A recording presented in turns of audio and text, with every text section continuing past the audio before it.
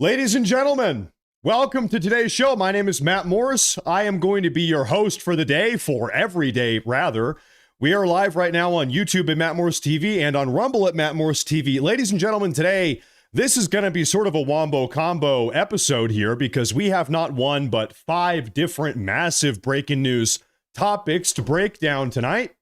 The first of which, I'm going to kind of get them all out here on the plate so you know what we're going to be talking about. Then we're going to go through all of them. So, ladies and gentlemen, today we have some massive news regarding the ongoing redistricting battle. We are about 12 months, less, 11 months away from the 2026 midterms. Today's massive redistricting victory is coming out of the great state of Florida. And so right now, with today's news, I think we can all agree that things are looking pretty good going into midterms. I think you're going to like what we have to talk about tonight. Then we also have a massive update coming out of the ongoing fraud situation in Minnesota as it relates to Governor Tim Walz. This story just continues to unfold. It's like an onion. You keep peeling back the layers and it gets even crazier.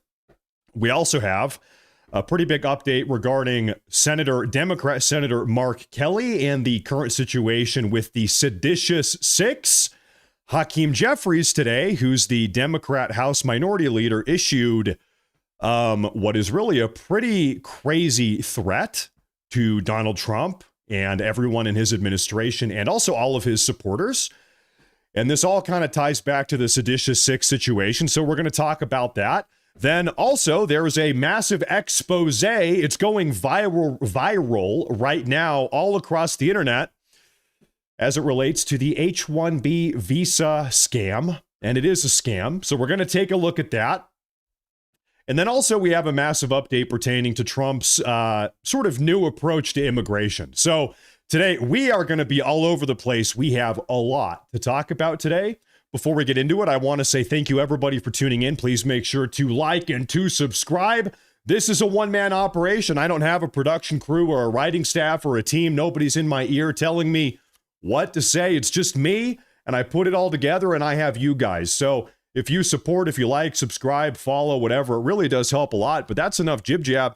Ladies and gentlemen, let's get right into the news. And I'm going to kick things off. Do you want the good news or the bad news first? Because we pretty much only have good news today. Let's get into it. So the first thing I want to share with all of you, beautiful ladies and gentlemen, take a look at this. Breaking news as of about 2 hours ago. Governor Ron DeSantis has officially confirmed of Florida. Governor Ron DeSantis of Florida has officially confirmed that he is going to be calling a special session of the Florida State Legislature to redraw the state's 2026 congressional map. Republicans in Florida have a chance to add 4 or 5 new red seats to the federal Congress, the House of Representatives, eliminating multiple Democrats and 100% canceling out Gavin Newsom's Proposition 50 California state gerrymander that we saw about 3 weeks ago, maybe 4. So this would be 4 or 5 new seats for Republicans already locked in. Put it in your pocket before we head into midterms. Now, there's a lot of redistricting going on right now, so I want to have a little bit of a conversation. We talked about Gavin Newsom's Prop 50 in California. That was +5 for the Democrats. There's +5 for the Republicans down in Texas. Now we're talking about Florida. There's a bunch of other little micro cases also. Put together this image here for you. This is where things currently stand. California, like in the last couple months, California, they drew up new district lines, +5 for the Democrats. Utah, +5. Texas, +5 for the Republicans. Missouri, +1 for the Republicans. Ohio, +2 for the Republicans. North Carolina, +1 for the Republicans. So this actually doesn't count Florida yet. So without counting Florida, as things currently stand right now, +9 for the Republicans, +6 for the Democrats. So we haven't even gotten to midterms yet. We are 11 months out, just about 11 months on the nose. Already the Republicans have gained 6. I'm sorry, my math is failing me. The Republicans have already gained 3 in total when you offset that with what the Democrats have gained. Now, let's add Florida into the equation. Already we were up 3. Florida is going to add another 4 or 5. So now we're talking 7 or 8. This is a big deal. This is a big deal. We already have an edge as we head into midterms. Now, some other information here. I was curious, what is the chance that this is like a surefire thing? Is this a concrete confirmation that Florida is actually going to do this? Can we lock this in? Is what I'm trying to say. Well, this is what I have discovered. Florida right now has both a Republican supermajority in the state House and the state Senate. Right now, the betting odds, if you check the betting markets of this redistricting proving to be successful in the state of Florida, we're talking like 90%, 91% people are betting that this is going to happen. So, right now it seems like this is going to happen, which means the Republicans are set to automatically pick up another 4 or 5 seats in the House. And also, keep in mind, there is something massive that is happening alongside all of this. I'm going to put the map back up here for a minute. We've talked about the Voting Rights Act a lot, the 1965 Voting Rights Act, which is what allowed the Democrats to racially gerrymander these voting districts all across the country. And what racially gerrymandering means, the Democrats, they have for the last 60 years, they have been redrawing voting district lines in accordance with where the minority, generally black and brown neighborhoods are. So the Democrats, like Illinois is really bad for this. I'll kind of try to walk you through this if you don't really know what this means. Imagine you have a map of your city and you're trying to draw a district, a voting district, a congressional voting district. You've got a black neighborhood here and a black neighborhood here and a black neighborhood here and a black neighborhood here. And they're all kind of disjointed all over town. What the Democrats have spent the last 60 years doing is drawing their district lines to include the black or the minority neighborhoods and then exclude everything else in an attempt to artificially increase the number of seats they have in the House. Now, as it would turn out, drawing voting district lines based on people's racial profile, the races of people that live in certain neighborhoods, this is actually in all likelihood unconstitutional.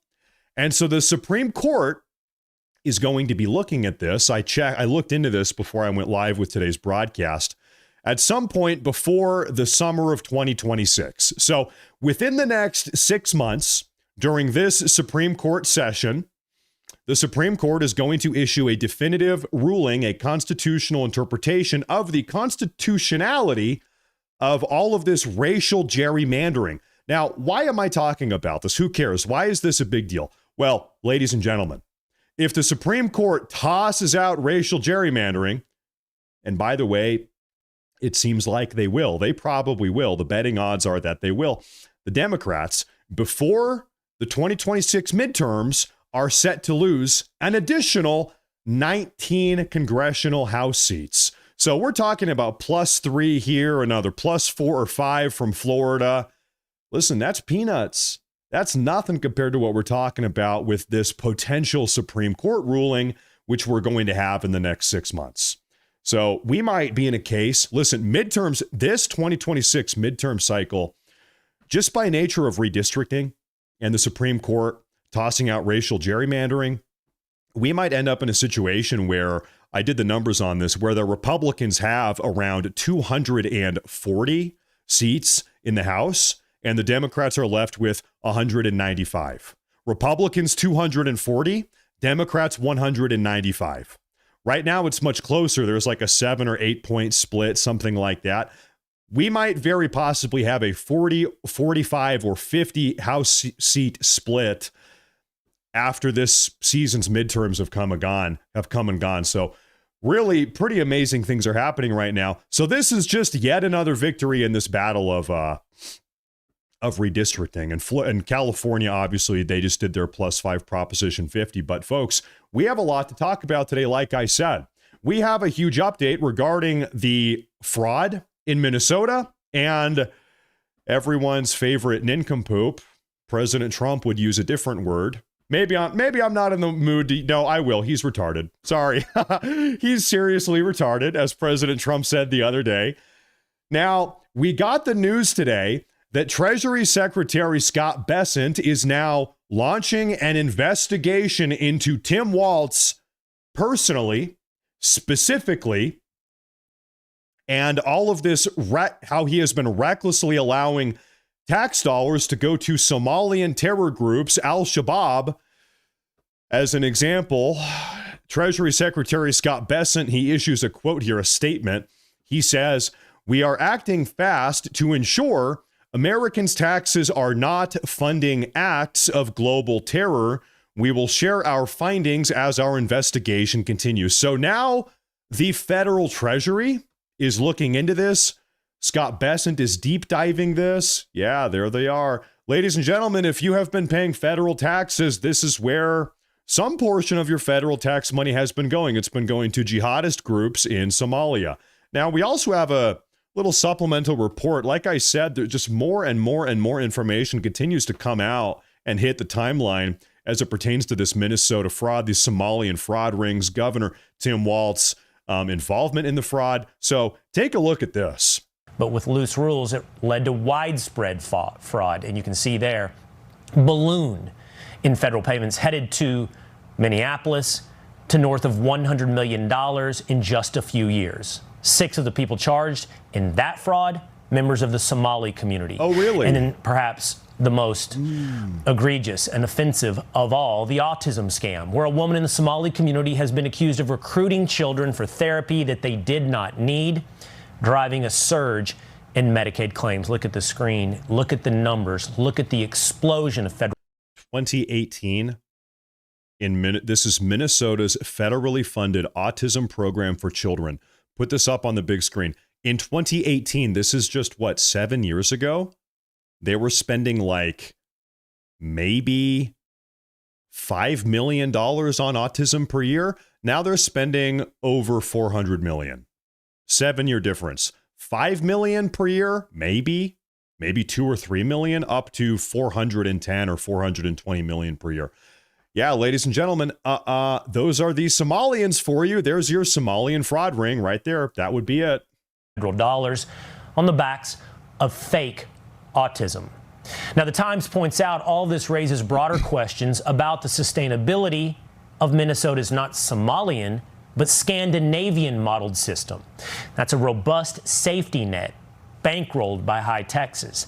Now, that system created an environment that drew immigrants to the state over many decades, including tens of thousands of Somali refugees after their country descended into civil war in the 1990s. Now, I am about to say something very controversial that I know is maybe going to upset some of my viewers. That's you guys. I apologize in advance. But I don't know. I've been paying attention. I kind of look at reality here. He talks about the Scandinavian model.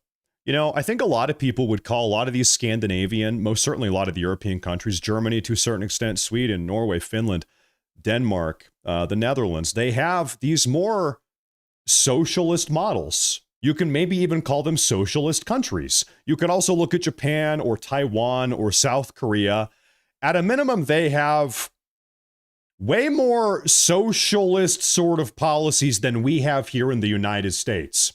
And if you notice something, it kind of works under one condition and one condition only. And the condition is your country is not being flooded with third world immigrants. As it would turn out, actually, if you have an ethnically homogenous, a racially homogenous, a culturally homogenous society where everybody has a shared sense in the nation, they all feel like they belong, they're all part of the same culture and sort of ethnic background, they're all in it together. They're all part of the same people, for lack of a better word. These programs, guess what? They actually kind of work. And you can look at Europe and they have worked for a long time. The problem is when you start having millions and millions and millions of third world immigrants, and they are foreigners, and they don't have a shared sense of belonging. They don't have a value in these societies. They do feel like outsiders. They are outsiders. They are different. They are not the same. And they come in and they don't assimilate. And then what they do is they take. As it would turn out, you actually can kind of have some of these more socialist systems under one condition, and the condition is you actually don't have too many takers. If you've got too many takers, people that are looking to take advantage of the system and engage in tax fraud and gimme, and they're never giving back, then things kind of don't work. Then things kind of start to fall apart. And this just seems to be the case. And so, maybe for a long time, these kind of Scandinavian modeled systems in Minnesota, maybe they did work, but they tend not to work when you've got hundreds of thousands of Somalians coming in the country, defrauding the federal government out of $1 billion a year, lying about autism, lying about treating children with autism, or lying about providing meals for starving American children. It doesn't work. Did Governor Tim Walz have any idea what was happening in his state? Do you take responsibility for failing to stop this fraud in your state?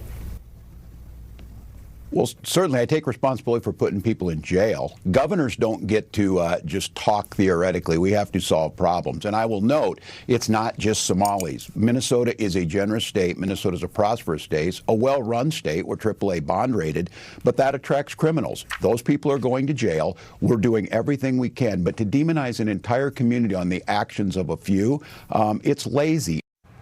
An embarrassment of an appearance on television on the heels of an embarrassment running the state of Minnesota. So he says he doesn't want to demonize the entire Minnesota Somalian community based on the actions of a few. Listen, I'm open-minded. I like to be an open-minded guy. I'm an understanding guy. Can somebody please point me in the direction of the Somalian immigrants that are model citizens? Where are the model American citizen Somalians that have perfectly assimilated? They're high functioning, they're paying taxes, they are not a taxpayer burden, they are a taxpayer asset, they are perpetuating American culture, American values. Where are those Somalians? Because I'm like looking around. I'm looking in between the couch cushions. I'm looking under the rug. And I just kind of don't really see them. So I don't know. I just don't really buy it. Now, ladies and gentlemen, we also, like I said, we have a massive update pertaining to the ongoing situation about the seditious six. Mark Kelly, Senator Kelly here, went live earlier today at the U.S. Capitol during an interview, a little press conference here, and he was talking about this entire situation. Now, allegedly, Mark Kelly actually earlier today admitted in front of the media that President Trump has, in fact, actually never issued any illegal orders. Curious. Well, let's take a listen to this. Let's see what he's got to say. Sort of flimsy legality that was being offered during the briefings. Were these sort of strikes that are now in the news what you were making reference to when you posted that video telling members of the military that they needed to feel okay just obeying orders that they felt were illegal? Based on who this president is and who the Secretary of Defense is, and specifically Secretary of War, get it right. Things that the president has said in the past and things he was talking about doing in the future. Let me give you an example. 2016, he's talking about something on a debate stage that was clearly illegal. And he was reminded by Brett Baier from Fox News that that would be an illegal order. Military won't do that. You know what the president's response was to that? The military will not refuse my orders. I actually remember, oddly enough, I remember specifically what he's talking about from 9 years ago on the 2016 debate stage.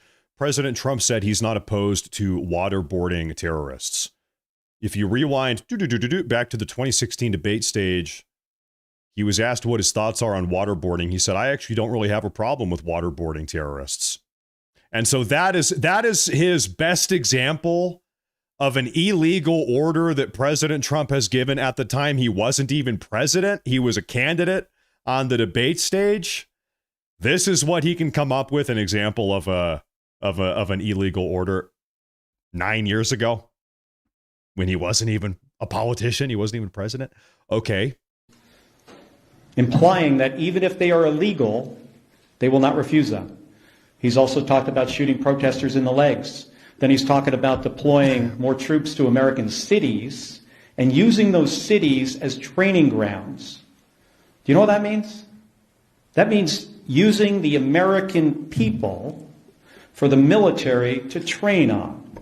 So we were looking forward to try to head something off at the pass that could have been really, really bad. So it wasn't about this specific thing. So, in summary, his answer is, yeah, there are actually no examples of illegal or unlawful orders that President Trump has given. But let's talk about something he said kind of off the cuff on the debate stage 9 years ago before he was even president. And it was more of like a hypothetical, yeah, I don't really have a problem with waterboarding, is kind of what it was, if you remember that from way back in the day. And then he also brings up President Trump's desire to deploy the National Guard to the streets of the U.S. in order to combat illegal alien terror, gang violence, and far-left domestic terrorism. Quick little question. Has President Trump deployed the National Guard in defiance of any stand-down or injunctions from various members in the radically progressive federal judiciary? No, he hasn't. Has President Trump defied any lawful orders from the federal judiciary? No, he hasn't. Every time he tries to deploy the National Guard, like Chicago or Portland, Oregon, for instance, and a member of the far left federal judiciary, some judge, gets involved and says, actually, you're not allowed to do that. President Trump, then he pauses and he takes it up to the appellate courts or the Supreme Court. And while that appeal process is ongoing, President Trump is waiting. He's waiting. And I think some of us are even a little bit upset about that. Maybe he should just go ahead and do it. But President Trump, listen, to his credit, he has not broken the law in any sense of the word. And so these are the best examples that we can come up with here. Now, Secretary of War Pete Hegseth himself this afternoon issued a response to what Mark Kelly, Senator Kelly, had to say here. And this is his response. He posted, "For your Christmas wish list, Franklin targets narco terrorists."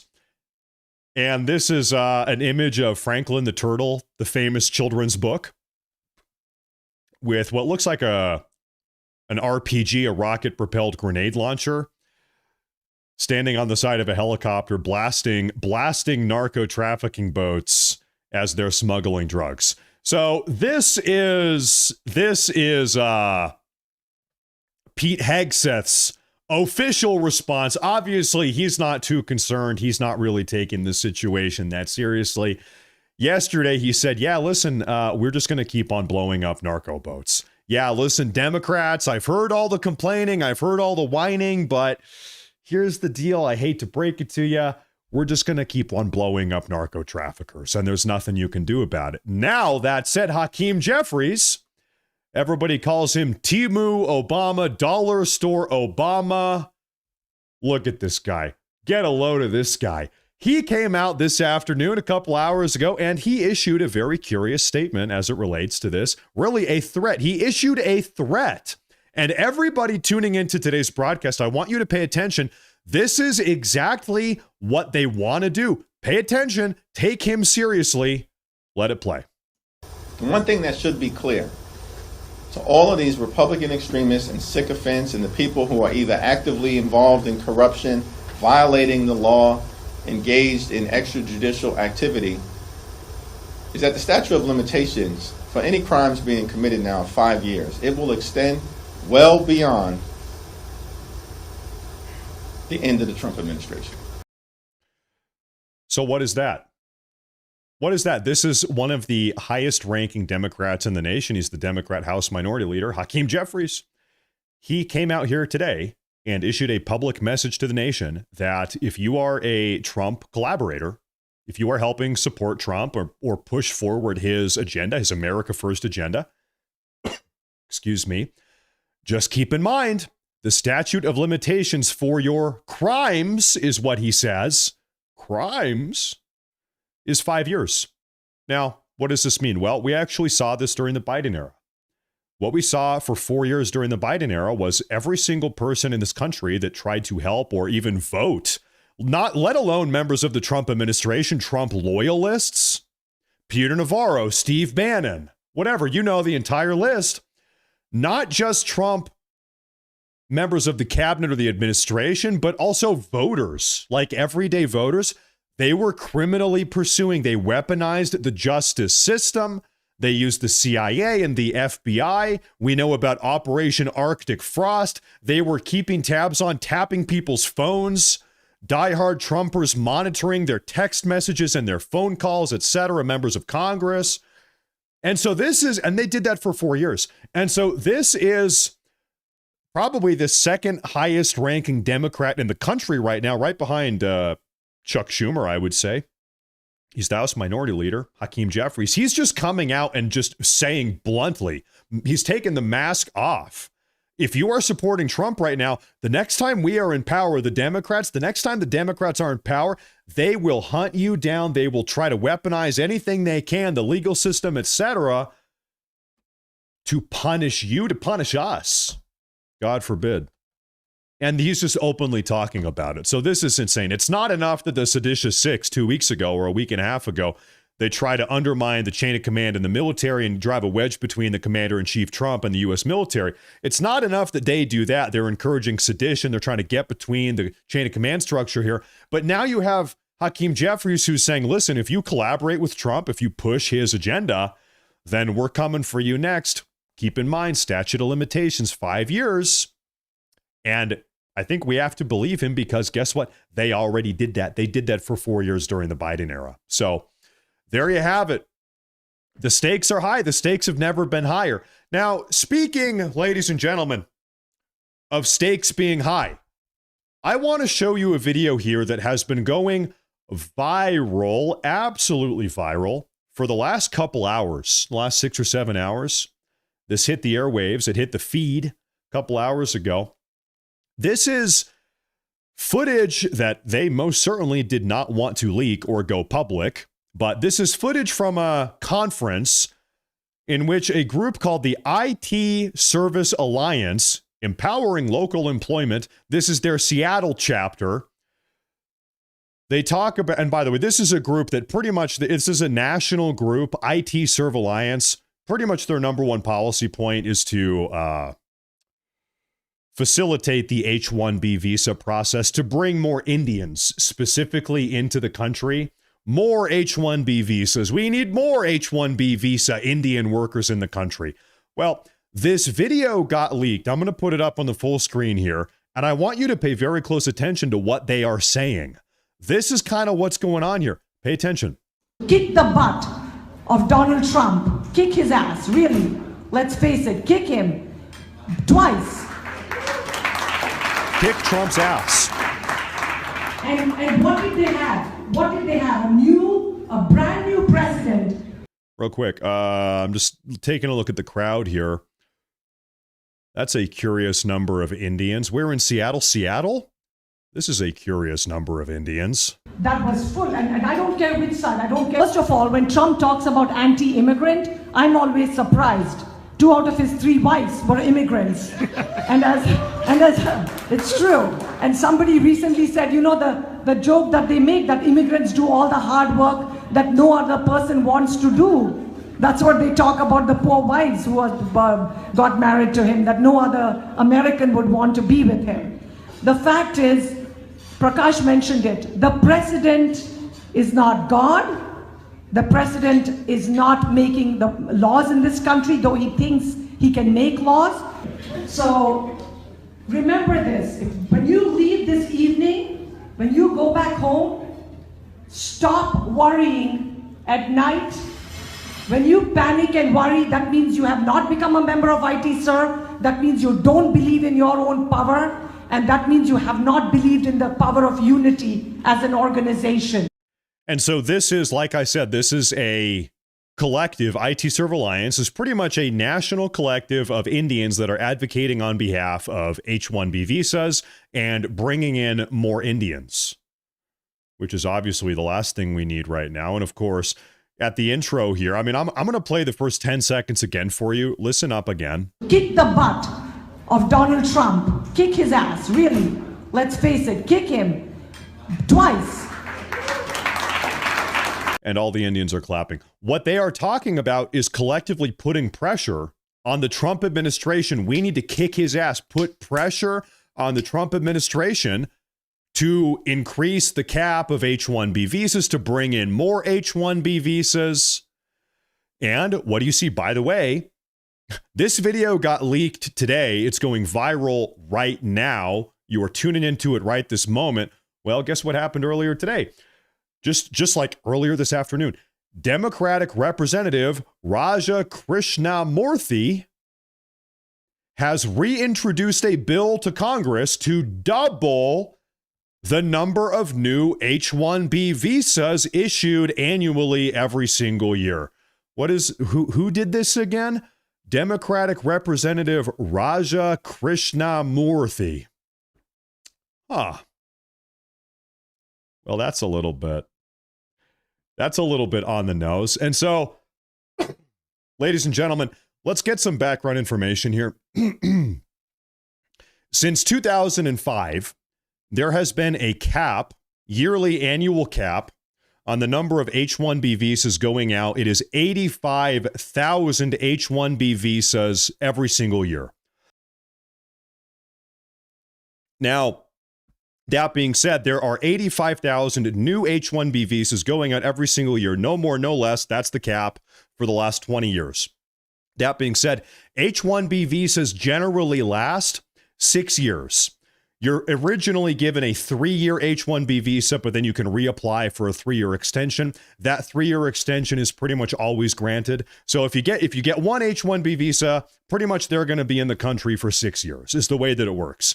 As a consequence of this, right this very moment, across the United States, we have right around 700,000 H-1B workers in the country right this very second. Mind you, 80%, 4 out of every 5 H-1B visa recipients are Indian. So right now we have 560,000 H-1B visa holder workers from India. Over 500,000 Indians on the H-1B visa. It's also worth keeping in mind that every single H-1B visa that is given to a foreigner, an Indian in this case, is one less job that is being given to an actual American like you or me. Little fun fact here, 9% of recent STEM graduates in American STEM graduates, your son could be your son or your daughter. 9% of recent STEM graduates, science, technology, engineering, math. These are intelligent young Americans. They're engineers. They're scientists. They've got chemical engineering degrees or whatever, right? This is our top American intellectual talent here. 9% of recent American STEM graduates cannot get a job. We do not have jobs for them. They can't get a job in their respective field. And the reason why is because we have over 500,000 H-1B Indians in the country taking their jobs from them. This program, which was created, the H-1B visa program was created in the early 90s. This is a program that has really done nothing other than sell out and screw over the American labor force. At this point, generally speaking, young Americans are who are being screwed over predominantly by this entire dynamic. So not only should we not double the number of H-1B visas issued every single year, we should scrap this entire damn program. This is nothing but bad.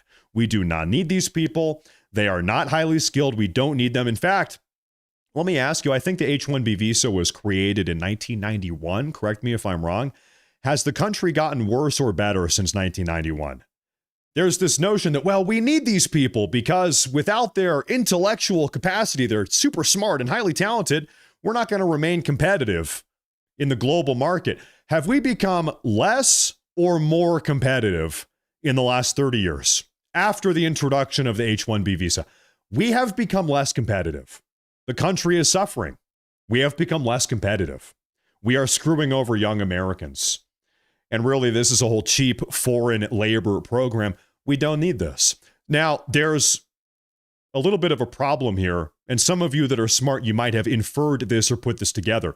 If we need Congress to, let me rephrase this. If it takes congressional approval to double the H-1B visa cap, guess what? Bad news. It similarly takes congressional approval to reduce the H-1B visa cap or remove the H-1B visa program altogether.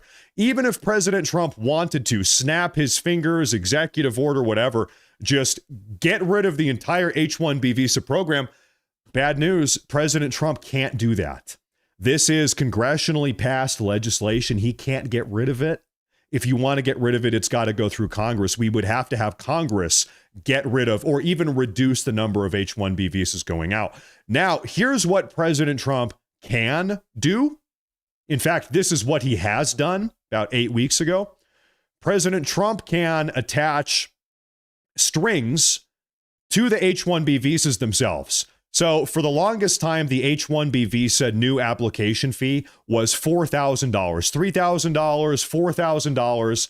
Every new H-1B visa applicant, they had to sign a $4,000 check to pay for the application process. Now, what President Trump has done is actually increased that application fee for new H-1B visa applicants up to $100,000.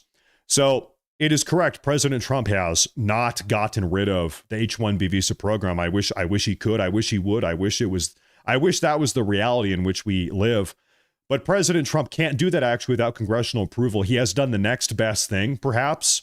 He has done a good thing at least, which is increase the application fee by a factor of like 30 or something. I don't even know. Substantially. And then really, that makes the entire dynamic increasingly cost prohibitive. So hopefully going forward, we're going to see maybe fewer applicants, maybe even, maybe we will get some high skill applicants. I don't know, God forbid. But really, I just don't think we need them at all. I think I am a believer in American talent. I am an American exceptionalist. I think Americans are the most ingenious, talented, highly skilled people in the entire world. We are the smartest people in the entire world. I genuinely believe that. Call me an idiot if you disagree, but I don't think we need to tap a bunch of Indians. I think we have the people here in the country to do it. We should bet on our own people, especially when we have young, educated, qualified Americans that can't even find jobs in their own field. Okay, scrap the program if it's possible. Now, there's something else I want to talk about with you folks today.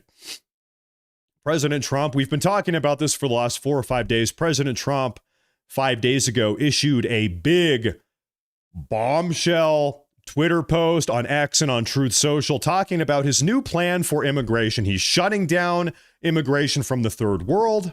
He's denaturalizing and deporting third world immigrants that are currently in the country. He's cracking down. He's had enough. He's removing temporary protected status for almost 3 million third world immigrants. He's going scorched earth. Now, we have some polling data. How have Americans responded to President Trump's new approach to immigration? Well, take a look at this. Americans support President Trump's third world immigration ban by a stunning 21-point margin. 55% of respondents say, I love it. 34% say, I don't love it. We are plus 21. 21-point positive margin on Americans saying, yes, this is the right path. We should shut down all third world immigration, get these people out of the country, complete and total moratorium on immigration from the third world. The Post says, holy crap, this is huge. The people want Trump and the Republicans to dig in on an anti-immigration stance.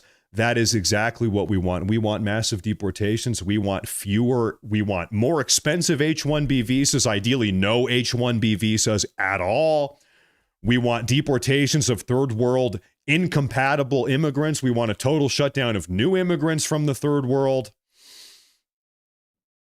Secretary Kristi Noem met with President Trump this afternoon. She said, just about an hour and a half ago, she said, I just met with President Trump.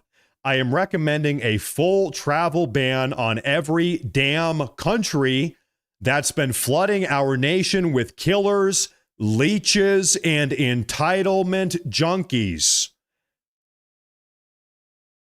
Our forefathers built this nation on blood, sweat, and the unyielding love of freedom, not for foreign invaders to slaughter our heroes, suck dry our hard-earned tax dollars, or snatch the benefits owed to Americans.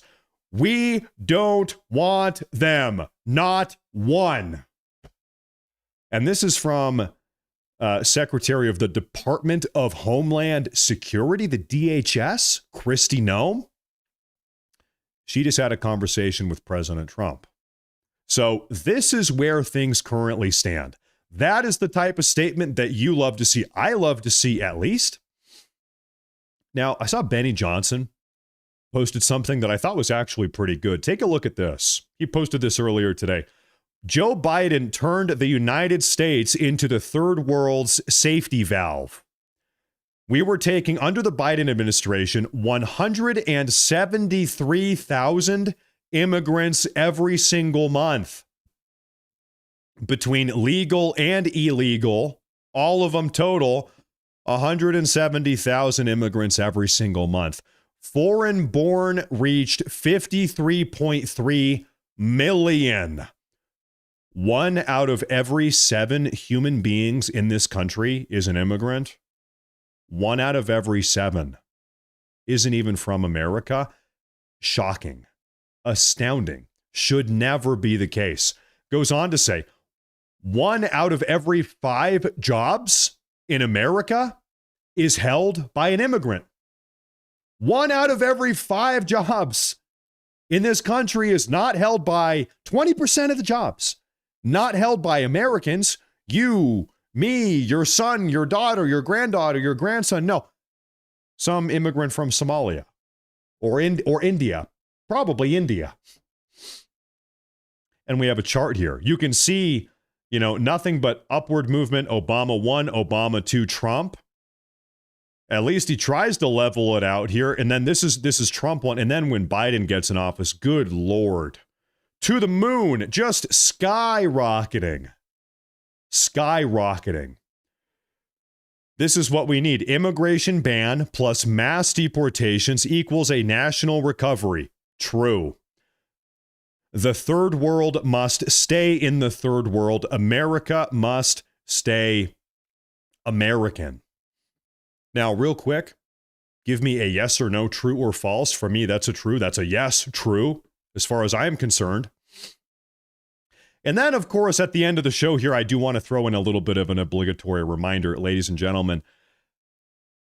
Hear me out. This is what America's electoral map would look like forever, probably forever, if the Republicans in the Senate activate the nuclear option. They drop a nuclear atomic bomb on the 60-vote filibuster rule. They ban illegal aliens from voting by requiring citizenship, voter ID, and they end mass mail-in voting.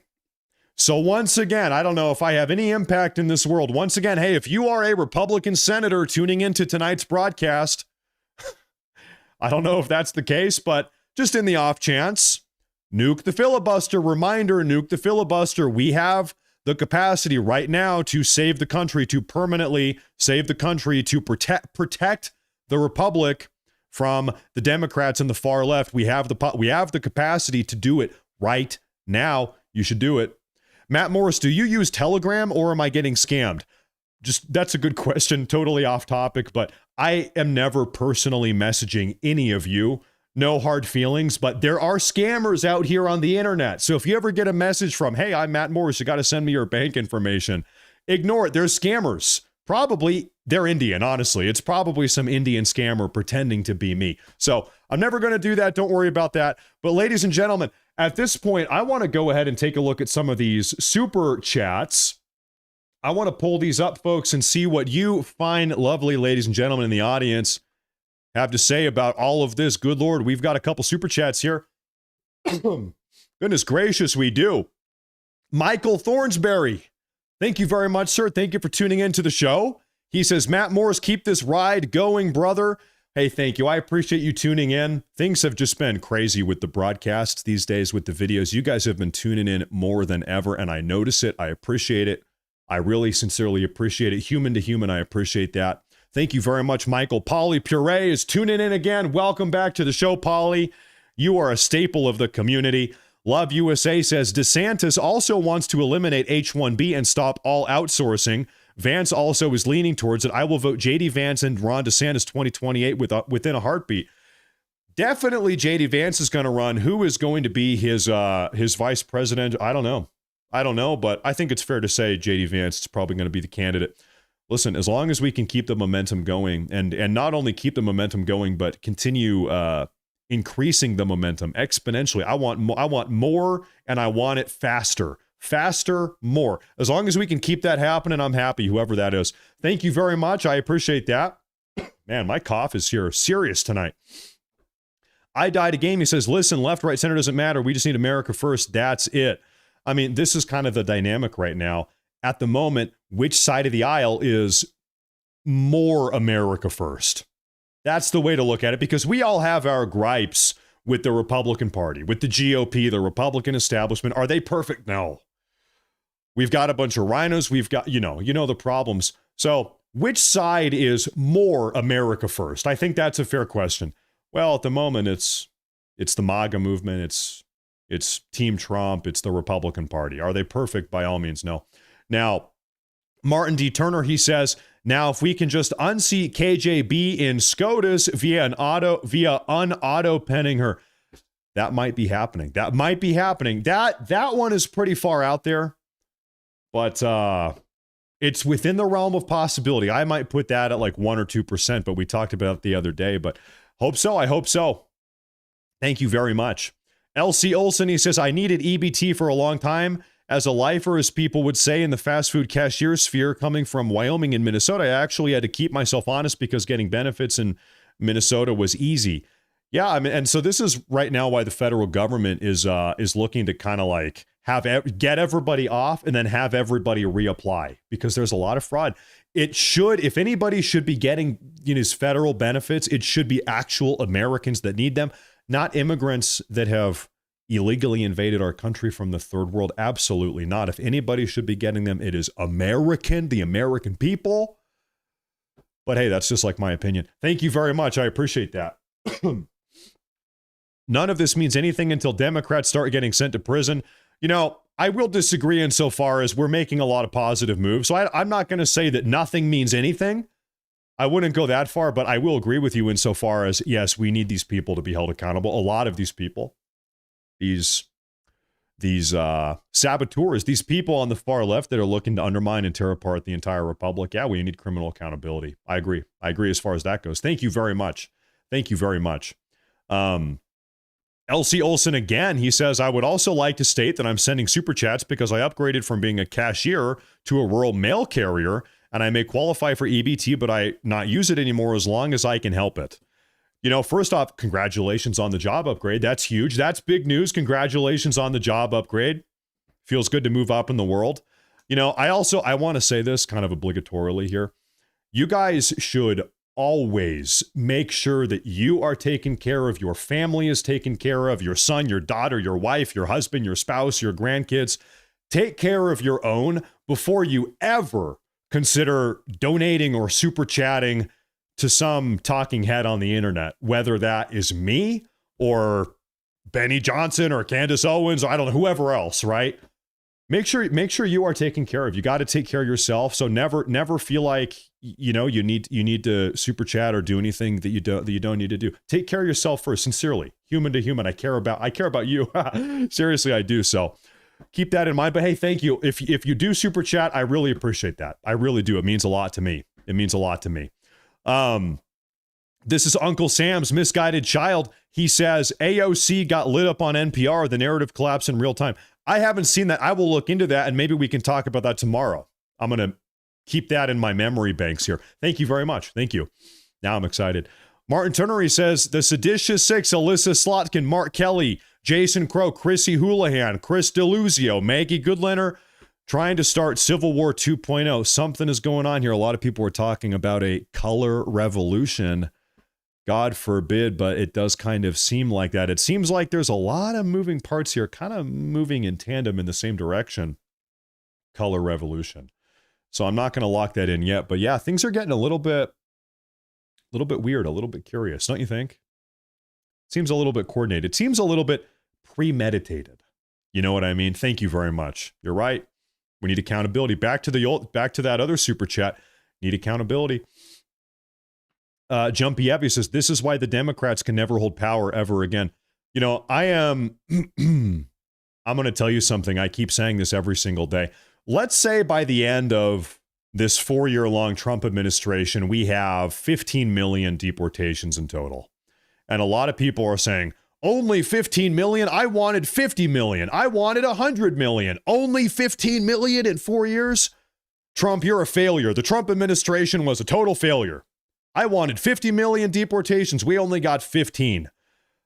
As a little bit of a reminder here, don't get psyched out, because if we get psyched out, if we become too defeatist or black-pilled, if we become demoralized and we end up as a consequence, we end up losing the 2028 election, we are going to go from having 15 million deportations to 50 million importations. Okay? Those are the options. Like, this is just to put this on the record here early, we have two paths insofar as the 2028 presidential election goes.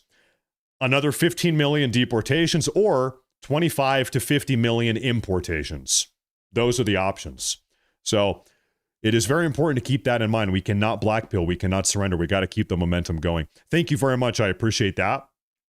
Paul Beers, he said, I've always wanted to ask, the Smith-Mundt Act, I believe this all started with this being pulled. Can we not bring this back into effect? Possibly. Here, I'll tell you what, here's my big deal. I don't know if President Trump could do this, but if we could overturn the Hart-Celler Act, if there's any possible way to bring back our immigration system prior to 1965, it was pretty much operating off of the 1924 Immigration Act, 1924, I believe. Anyway, what this did was pretty much limit all of our nation's immigration to European countries. And even then, it was very quota-based. It was, we are only, and by the way, this is how American immigration worked for like 170 years, for the entirety of American history, up until 1965, at which point we tossed it out because we were stupid, I guess. Really, that's the honest answer. But, you know, I'll kind of explain how this works. Let's say the year is 1952, and we have 100,000 German immigrants currently living in the country. Well, with this immigration policy that we had for a long time, we are only taking immigrants from Europe, nowhere else. But also, even then, we are only taking 2%. Let's say we're talking about German immigrants. We've got 100,000 in the country right now. We're only taking 2% every year from Germany, 2% of how many we already have. So this limited even German immigration to 2,000 per year, because in this scenario, we had 100,000 already. So it was Europe only, and then even then, highly regulated, highly quota-based. And you know what? If you want to talk about the American glory days, the golden era back then, that's the immigration policy that we had. I think that would be a pretty good idea to go back to that. Whether or not that's possible, that's what we should do. So thank you very much. I appreciate that. Martin D. Turner, he says, well, Hakeem, that means that we have to go out the way to keep y'all out of office. Yeah, keep him out of office. That's right. Martin Turner, thank you very much. And get him out of office. JRG Projects, he says, send them to prison and deport them. Either would please me. I'm a little bit of a radical. Maybe you call me whatever you want. All of these illegal aliens that are proving to be violent in the United States, they're brutalizing and harming American citizens. I actually don't really want them to be deported. That doesn't mean I don't want anything to happen to them. These violent ones, they should not be deported. Something else. There should be a different alternative punishment for those violent illegal aliens. That's my humble opinion. Now we have another super chat from Skunk. He says, if these people that stupid to assault my president, watch how fast they'll go to federal prison and get deported. True. Thank you, Skunk.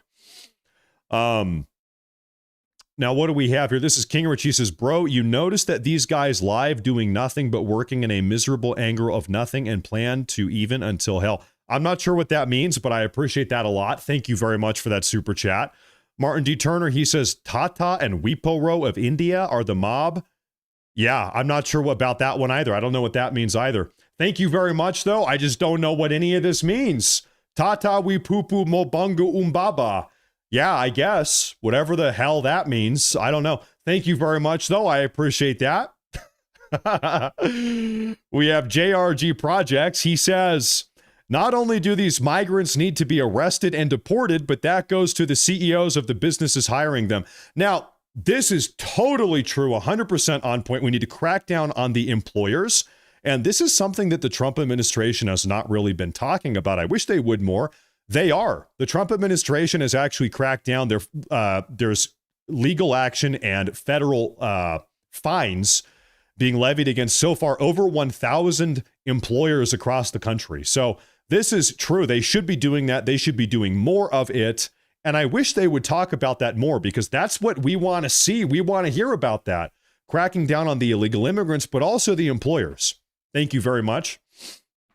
Scott Matthews, he says, in Newport Beach, California, white boy here too.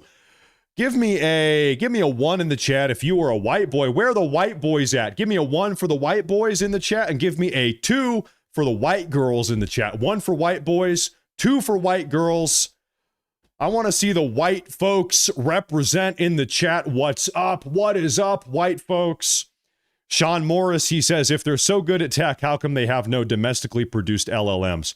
Yeah, this is one of these sort of oxymorons. I'm not exactly convinced that all of these Indian workers are super highly skilled. Have you ever looked at India? You know what? Let's do, hey, I'm in a good mood. Ladies and gentlemen, there is a powerful website. It is called Google Maps. What Google Maps allows you to do, real quick, bear with me, we can actually go, this is India. Here it is. This is where they're all coming from. You can actually drop down right on the street and take a look at what it's like in India. I'm just going to pick a town. Amravati. We can go in and just see what it's like. What is it like down here? And so it's just like pretty much a hellhole. There's just garbage everywhere. Oftentimes you have cows walking around, pooping on the sidewalk. There's just garbage all over the place. There's filth. India is not exactly known for their civilizational advancement, if we can put it that way. It's just kind of one giant slum. And so, like maybe I would buy that all these Indian individuals are highly skilled and super advanced if India was a little bit of a better country, but it's not. It's not. If we were talking about Japanese immigrants, Japanese H-1B visa workers, like maybe at least I would say, well, we still don't need them, but at least they are probably highly skilled. I will concede they are probably highly skilled, but we still don't want them. With the Indian workers, it's just like, man, no way in hell. I'm sorry, but no way in hell. You're not going to convince me that we need these people coming in the country. So sorry about that. Now, over here on Rumble, we had a big super chat from Major Ellis said, just wanted to say MAGA forever, make America great again. Every day we're trying to make that happen. Thank you very much on Rumble. Shout out the Rumble chat. Thank you very much. I appreciate that a lot. Thank you very much. I appreciate that. I just want to make sure we're not missing any other super chats here. Here's one from Ron22 over here on YouTube. Ron22, he says, Matt, love your show. Here's $10 to ban Develop It. Oh, I see that I didn't ban him, but my wife did. Okay, good call. My beautiful wife banned him. Okay, taken care of. Maybe he was spamming the live chat. I didn't even see him. Thank you, Ron. I appreciate that. Thank you very much. You pretty much put a hit out on that guy. $10. Take him out. And then my wife did it. So it worked. You put a hit out on that guy. Thank you very much. Jim Bob says, we only got 1 year left. The swamp will take the midterms in House and Senate. We own nothing. Swamp will rule us. I am pretty confident we're going to hold the Senate. And then the House, I think we will probably maintain by default by nature of the gerrymandering. So I actually am pretty confident about midterms right now. Now, I will say something here. Excuse me. Can I just be honest? It is kind of hard to get excited about midterms. We gotta save the House. We gotta save the Senate. We can't afford to lose either one. It's kind of hard to get excited about midterms when the House and the Senate aren't doing what President Trump wants them to do. President Trump is saying, nuke the filibuster. then we're going to pass America First legislation after piece after piece after piece of America First legislation. And it's like, listen, hey, Republican Congress, why do I care about you guys if you're not even doing what Trump is telling you to do? Does that make sense? Like, it's like, kind of, what's the point?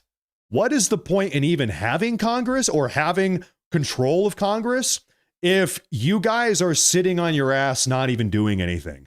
So this is why I'm saying nuclear option. Let's go. Get your head in the game. Listen to Trump. Listen to the president. Listen, more importantly, listen to us. Every Republican in the nation is saying nuclear option. Let's go. Save the republic. So we got to see some movement here. We got to see some action. Otherwise, it is going to be it's going to be a tough sell. It's going to be a tough sell midterms if they're just refusing to like do anything. So that's that. I see this. David Yoakum, he says, deport them at 35,000 feet. How about we just deport them back to the countries they came from? That's a good start. Thank you, by the way. Greg Adamite says, Matt, they just had a cow crap festival in India. Yeah, I saw that. They were rubbing cow poop all over each other, throwing it around. That's a beautiful culture. You know, some people say that all cultures are equal. All cultures are equal. I actually take issue with that. I think Western culture, American culture, is superior to almost every other culture. And of course, a culture where they rub cow poop on each other. I actually think we are superior. That's my humble American opinion. Thank you very much, Greg Adamite. Yeah, I saw that. Shout out Tyler Oliveira. He had that expose video. MD Turner, he says, Tata and Wipro are Indian companies that feed H-1B system. Yeah, there you have it. Thank you for clarifying. Thank you very much for that extra context. Ladies and gentlemen, this was one action-packed broadcast tonight. We had a broadcast this morning, a broadcast tonight. Tonight's broadcast, we talked about like 7 or 8 different individual topics. We covered it all. Ladies and gentlemen, I want to say thank you very much for tuning in. Make sure to hit the like button, subscribe, follow on Rumble and YouTube, on Twitter, on X, Matt Morris TV on X, on Facebook as well. We're everywhere. Thank you, everybody, for tuning in. I want to say God bless and stay safe. Have a great night. Tomorrow's Tuesday. We will be back tomorrow full steam ahead. We are not letting anything slip by. We're covering all of it. Another great show for the history books. Not because of me, but because of you. Thank you all very much for tuning in. I'll see you folks tomorrow. And until then, as always, stay safe,